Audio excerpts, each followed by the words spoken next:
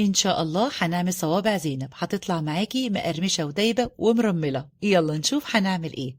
أول حاجة هنجهزها الشربات. عندي كوبايتين من السكر، هضيف عليهم كوباية ونص من المية، معلقة كبيرة من عسل الجلوكوز لو موجود، نص عصير ليمونة، ورشة فانيليا. مش بقلبهم، برفعهم على النار يغلوا لمدة 10 دقايق. هنحضر العجينة. عندي كوبايتين من الدقيق بنخلهم عشان تطلع معايا هشة، نص كوباية من دقيق السميد، معلقة صغيرة من السكر، نص معلقة من الخميرة، ورشة ملح. بعمل ميكس بين السمنة والزيت، معلقتين كبار من السمنة على 3 معالق كبار من الزيت. ببسها كويس جدا بالشكل ده، وابدأ أضيف المية بالتدريج، حوالي كوباية إلا ربع، طبعا بتختلف من دقيق للتاني.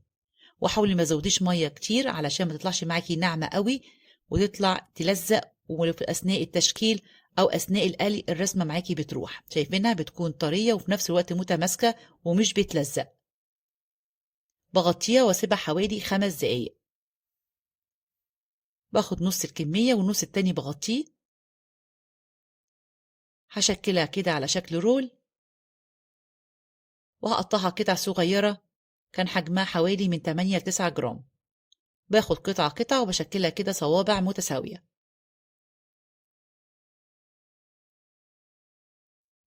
طبعا في الوقت دوت هكون مجهزة أي شبكة سلك معايا،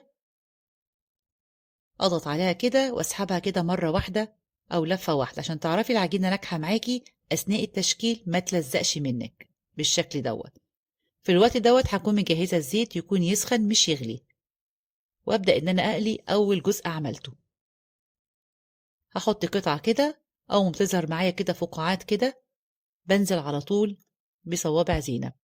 وبرضه عشان تعرفيها ناجحة هتلاقيها إن هي طافت كده على الوش وبدأت إن هي حجمها يتضاعف وتفتح أو تفرد حاجة بسيطة، والرسمة معانا ثابتة.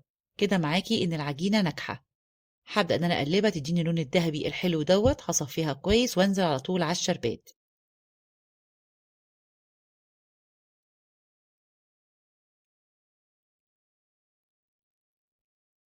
ولو عجبكم الفيديو منسوش الاشتراك في القناة وتفعيل الجرس، وسيبولي تعليق حلو. شايفين بقى شكلها جميل جدا؟